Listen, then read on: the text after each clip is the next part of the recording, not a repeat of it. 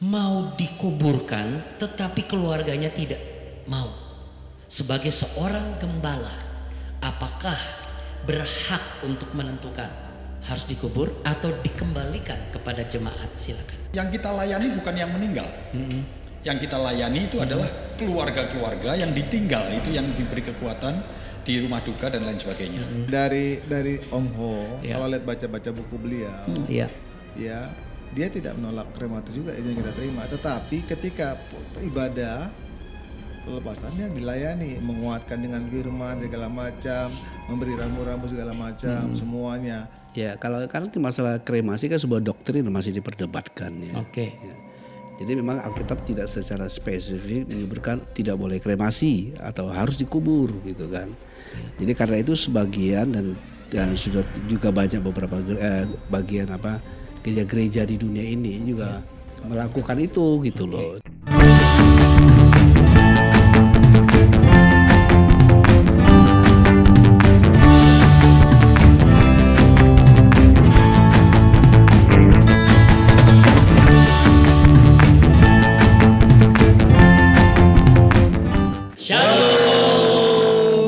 Puji Tuhan. Masih bersama Bapak Pendeta Maringan Tampu Bolon, Gembala Sidang GBI Marunda dan Sekretaris BPD GBI Jakarta. Boleh Bapak lambaikan tangan, puji Tuhan.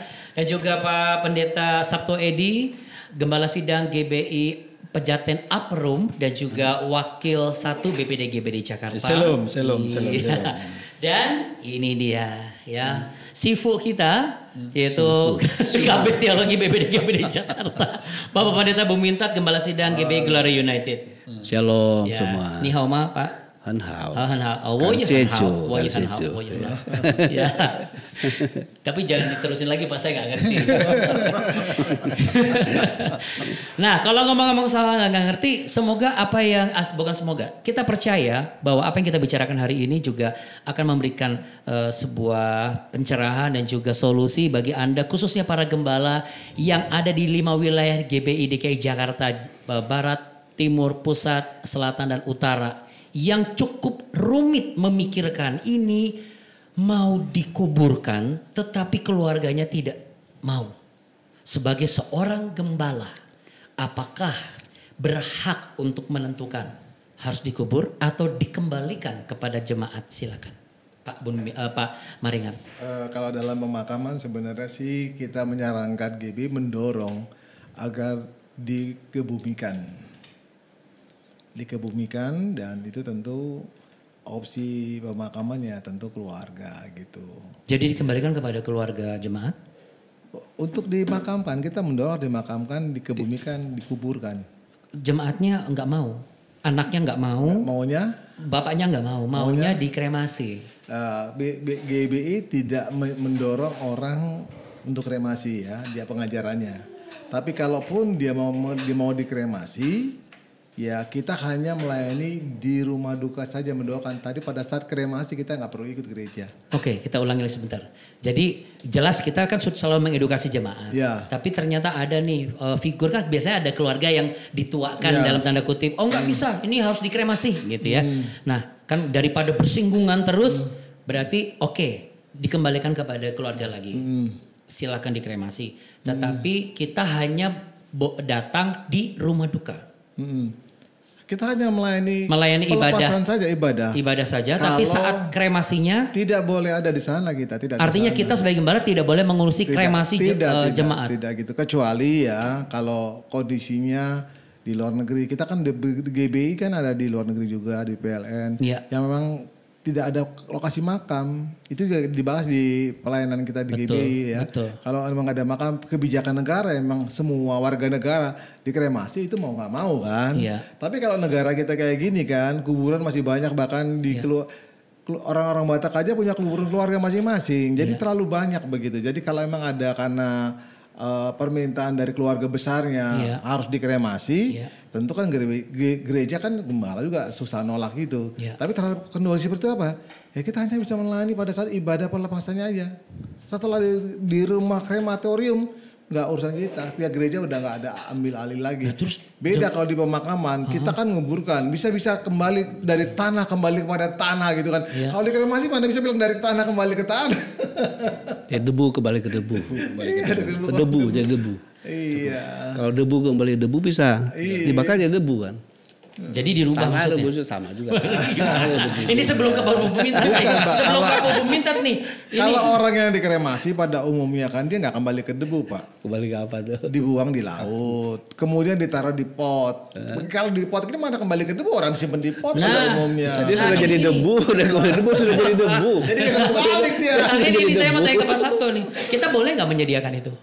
Menyediakan Menyediakan apa? pelayanan kremasi. Iya. Jadi yang harus kita lakukan, kita taat pada organisasi aja dulu sampai Oke, ini. iya. Walaupun mungkin alasannya pasti Iya. ada Iya. zaman Logis sekarang Iya. dan lain sebagainya gitu ya. Iya. Di gereja lain boleh di. Iya. Tapi kita taat dalam organisasi ini saat ini nanti. Tata kemudian gereja hari, ngatur nggak Pak Sabto? Tata gereja ngatur nggak? Pengajaran ada. Pengajaran. Oke. Jadi kita harus wajib melayani dia. Tapi sudah pernah tahu kremasi nggak? Pernah pelayanan di kremasi kan? Kan nggak, Len. Kremasi itu hanya dimasukkan aja. Masukkan Cek dalam- Iya kayak model kompor gitu Iya. kan. Nanti ini disimpan. Kayak tungku Bisa gitu. bisa ditanam, bisa dibuang, bisa disimpan di rumah. Artinya dibawa, Iya. dipuji di rumah boleh, dan agama lain boleh. Tapi prinsipnya itu hanya satu tindakan yang sangat cepat dan lain sebagainya. Jadi kita perlu layani. Yang kita layani bukan yang meninggal. Yang kita layani itu adalah keluarga-keluarga yang ditinggal, itu yang diberi kekuatan di rumah duka dan lain sebagainya.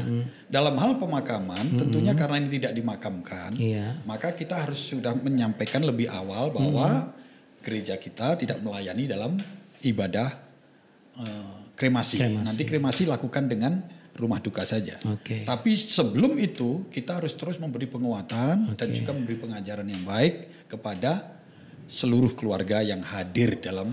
Saya bantu rumah tanya duka ya. itu. Saya bantu tanya. Boleh. Boleh nggak mendampingi? Saya rasa saya belum pernah. Saya kalau ini pribadi ya, karena di dalam Alkitab kan nggak ada juga. Tapi kalau mereka dikhawatirkan nanti melakukan sesuatu tata cara yang melanggar firman Tuhan, contohnya ada saudara tidak seiman lalu menyembah di situ, gimana tuh? Enggak, saya rasa kalau keluarganya sudah masing-masing kan ya. Yang penting prinsip kita sudah kita ajarkan dulu di rumah duka. Nah nanti kita mendoakan seluruh jemaat kita yang berduka atas ditinggalkan ini. Nanti kan di sana berduka juga. Nanti baru kita doakan. Tapi begitu ke bagian kremasi. Tapi bukan karena takut ya, takut dibakar gitu. Bukan karena kita harus nanti kalau kita hadir, artinya kita berdoa di sana, maka itu jemaat akan melihat bahwa itu sudah persetujuan dan itu sudah doa pemakaman. Oke, ini pertanyaan saya, Pak. Kalau gembala diminta mendoakan abu kremasi, boleh nggak? Nggak ada mendoakan abu kremasi gimana? Ya, sebelum ditabur ke laut, tolong doakan dulu Pak Pendeta. Enggak ada ya, jadi nggak boleh. Kita hanya mendoakan yang ditinggalkan. Sebenarnya Jangan mentang-mentang pendeta semua main didoain gitu.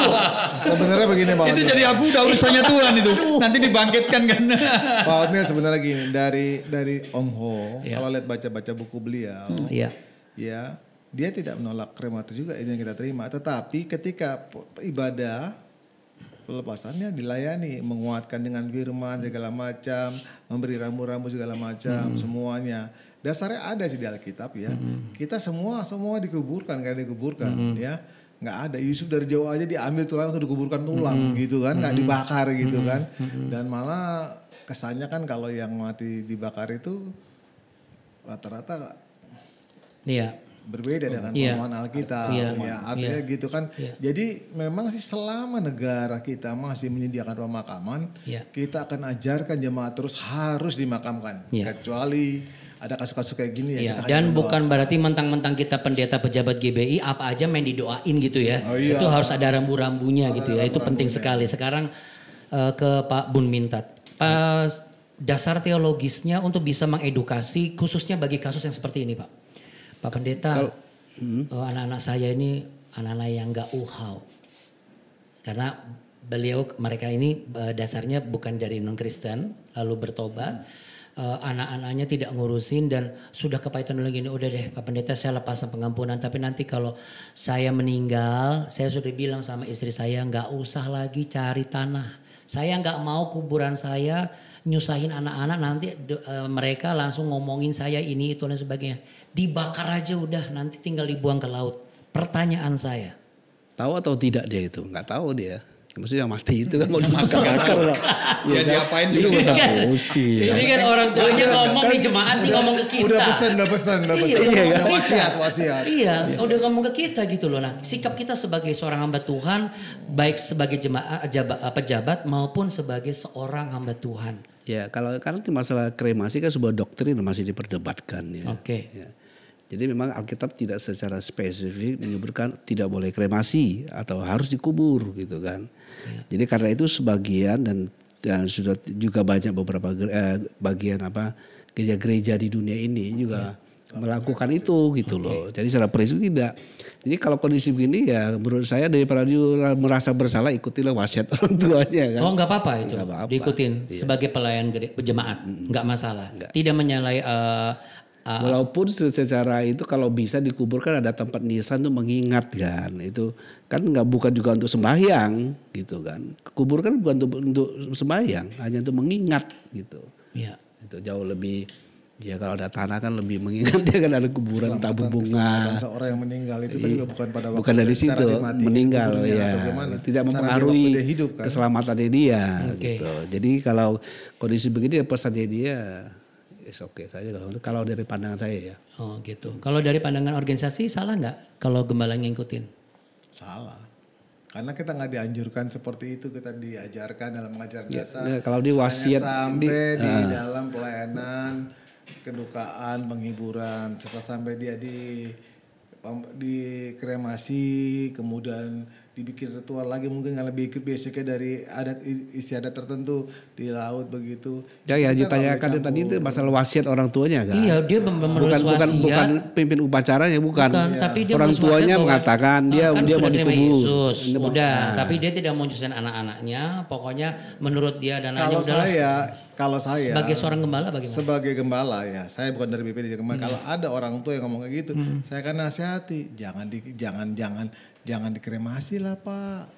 Kan kita di GBI nggak menjalankan seperti itu. Bapak kan jemaat GBI gitu aja. Ya kalau dia memaksa ya terserah dia. Tapi sebagai orang yang kita ngerti aturan kita omongin aja gitu. Syukur-syukur kalau dia gitu ya Pak ya. Oh gitu ya Pak ya. Ya udah saya dikubur aja kan kita agak pusing. Tapi kalau nanti dianya maksa segala macam kita kembalikan kepada dia, orang dia yang mempersiapkan kematiannya. Ya, jadi kalau keluarganya yang memberi nasihat ya kan kita memberi saran kan. Betul. Kalau kan berhubung juga karena memang bukan sebuah hal yang secara prinsip doktrin itu tidak jelas gitu di Alkitab kan. Jadi kalau dia dari orang tuanya begini dan memang gereja juga sudah banyak melakukan hal itu gitu untuk kremasi. Iya. Itu bukan tidak ada. Kalau nggak boleh salah berarti gereja semua yang salah, yang lain semua salah. Iya. Gitu kan. Jadi kalau dia konsep begini, kalau dia mau beri nasihat, ya kalau seandainya mungkin dia punya uang ya kan. Iya. Jadi kubur tentu lebih punya batu nisan untuk mengingat. Iya. Gitu kan. Kalau yang bersangkutan karena faktor ekonomi, jadi dengan dibakar, menurut beliau itu lebih tidak membebankan ke anak-anak yang harus mengurus dan membayar tanah dan sebagainya. Bagaimana sikap seorang hamba Tuhan dalam menyikapi kasus seperti ini? Jemaatnya diedukasi. Pertama, sekarang kalau dia konteks Jakarta, ya kalau ada TPU udah nggak bayar lagi peraturan pemerintah, jadi nggak dibayar. Okay. Yang ada dia memang harus datang kunjungi kuburannya. Bukan ada bayar tahunan ada nggak? Udah nggak ada sekarang, udah nggak ada. Udah free. Kalau dulu ada, dulu mesti bayar. Dulu bayar setahunan, sekarang nggak perlu. Bayar. Ya jadi kemudian ya dia tentu harus bersihkan kuburannya dong kan, pasti rumput banyak. Kalau dia nggak mau bersihkan, dia kasih bulanan sama penjaga-penjaga kuburan aja. Kalau enggak nanti saya bisa ngomong kayak begini. Ditumpuk akhirnya. Kan itu tanah makin berkurang kan. Itu begitu. Nanti kalau dia kurang ditumpuk di keluarganya juga. Jadi kita sarankan gitu. Jadi masih ada banyak opsi ya. Kalau punya duit gampang. Tinggal hubungi Peyuri mau di kuburan yang mana, ada Pak Sabto, mau yang harga berapa, 80 juta ada, 100 juta ada Pak Sabto ya. Nah tergantung gitu. Nah tapi kalau dibilang alatnya kalau nggak ada uang, saya kira di TPU yang masih membuka kesempatan di mana-mana juga itu juga tidak terlalu mahal biayanya ya. Ya memang sebagai keluarga yang memiliki orang tua di pemakaman menjadi masalah kalau makam itu nggak pernah tengok akan ketahuan. rumputnya nggak karu-karuan, nggak dulu segala macam begitu. Tapi kalau biaya bulanan juga ngasih ke penjaga makam di sana, kita kasih bulanan dia juga tidak mahal loh sebenarnya. Karena saya juga melakukan hal itu kepada keluarga saya. Nggak mahal gitu, jadi nggak pernah. Dulu kalau nggak salah BPD ada program untuk mengurusi jemaat yang meninggal ya Pak Sabtu? Ada. Jadi harus bagaimana? Bahkan gini, di daerah tertentu untuk menjadi anggota jemaat itu, harus ada mereka tanya loh kadang-kadang, ada pemakamannya enggak? Karena ada di sebuah daerah itu ada gereja Katolik, ada gereja Muslim, ada Muslim, kuburan sendiri. Jadi mereka punya masing-masing. Dan yang Katolik nggak mungkin memakamkan yang kita kalau bukan anggotanya. Jadi sehingga kita harus membelikan itu tanah untuk pemakaman. Jadi pemakaman itu artinya dipandang penting. Di Indonesia udah sesuatu yang sangat penting. Nah maka itu gereja kita juga sudah menyediakan, bukan secara organisasi, bukan. Bekerja sama dengan PYURI. Bekerja sama dengan PYURI. Nah, PYURI itu berusaha untuk semudah mungkin jemaat bisa dilayani. Semudah mungkin, biaya semurah mungkin untuk bisa dilayani. Itu semua mulai dari yang paling murah sampai yang paling mahal. Istilah ketua PYURI. Itu rekanan ya, mitra ya, berarti mitra. Istilah kalau Pak Isang itu kalau udah dibantu PYURI pokoknya keluarga tinggal nangis aja kan. Diusahakan gitu. Ya, jadi BPD pun masih punya mimpi untuk punya rumah sakit sendiri, punya rumah duka sendiri. Sampai nanti mungkin ada PAUD sekolah ya Pak. Iya. Nah ini butuh universitas ya Pak sendiri ya Pak. Ya betul. Jadi ini butuh keunitian makanya, pemahaman yang sama. Dan untuk semua bisa pemahaman yang sama itu harus tetap kembali kepada tata gereja, pengajaran dasar dan pedoman pelayanan pendeta. Kalau ada pertanyaan lebih lanjut bisa langsung tulis di kolom chat atau datang ke BPD GBD Jakarta yang beralamat di Ruko Jalan Latu Menten dan di blok apa, semuanya ada di website GBI Gereja Bethel Indonesia. Khususnya tinggal Anda klik di sana, jangan lupa follow dong. Sudah subscribe belum? Belum? Subscribe dulu. Udah kasih jempol? Belum? Kasih jempol dulu. Udah ngeteh belum? Yuk kita minum dulu. Tuhan berkati. Puji Tuhan. Akhirnya dari rumah kita bersama BPD Gereja Jakarta akan mengucapkan terima kasih banyak. Dan kiranya kita semua menjadi gembala-gembala yang bisa tetap melayani Tuhan dengan sepenuh hati. Dan melayani jemaat bukan hanya sekedar memuaskan jemaat ya Pak ya. Terakhir memuaskan Pak. Memuaskan Tuhan. Sekali lagi bukan berarti mentang-mentang pendeta apa aja didoain ya. Itu hati-hati ya. Itu hati-hati. Pak Buminta sebelum Anda mau meeting nih, apa yang bisa Anda sampaikan mengenai tentang pemakaman dan kremasi lain sebagainya ini? Ya kalau kita di GBI seperti tadi sudah sampaikan ikuti ya kebiasaan kita GBI. Tapi kalau ada jemaat yang minta dikremasi keputusan keluarga ya kita serahkan kepada keluarga. Oke. Pak Sabto ada yang mau ditambahkan mengenai supaya semakin mantap ketika menghadapi ini pelayanan? Dalam hal pemakaman ini ya. Karena bentuk keseriusan daripada BPD ini bekerja sama PYURI untuk menyediakan untuk cara yang paling mudah untuk jemaat bisa dimakamkan dengan baik. Dimakamkan dengan baik. Itu bentuk konkret kita menyatakan bahwa itu hal yang penting buat kita, maka kita programkan itu. Oke, Pak Meneringan, apa yang bisa Anda sampaikan untuk ajakan kepada Sepak Gembala supaya benar-benar bisa memaksimalkan yang dipersiapkan oleh BPD untuk memperlengkapi para pelayanan jemaat? Iya, harusnya setiap gembala juga mengajarkan kepada jemaatnya, mengedukasi jemaatnya. Jika mereka menghadapi kematian, GBI itu lebih mengajarkan supaya mereka dimakamkan, bukan dikremasi. Itu ajaran kita. Dan kalau masalah apakah pemakaman itu katanya makin sukar di Jakarta, sudah banyak yang penuh. Bagi keluarga yang punya keluarga sudah dimakamkan bisa ditumpuk sampai batas maksimal 3, itu aturan Pemda. Nah, kemudian bagi keluarga yang mungkin nggak punya harus kemana, BPD bekerja sama dengan PYURI juga dan udah memudahkan lagi karena PYURI itu baru saja melakukan MOU dengan Heaven dan dia ada lokasi pemakaman di 3 tempat wilayah yang nggak jauh-jauh di Jakarta. Biayanya tidak mahal saya kira tuh pemakaman dibandingkan dengan San Diego, Geraha Sentosa jauh lebih murah sekali. Dan saya kira itu adalah upaya-upaya bagaimana membantu jemaat supaya mereka tetap bisa dimakamkan, bukan dikremasi. Iya. Dan yang pastinya di kesempatan ini juga kita percaya bahwa tidak hanya PYURI, tidak hanya beberapa pribadi-pribadi yang sekarang sudah menjadi mitra BPD dalam hal pemakaman. Mungkin dalam hal yang lain ingin menjadi mitra kami, silakan datang ke BPD GBD Jakarta. Tuhan Yesus memberkati. Terima kasih.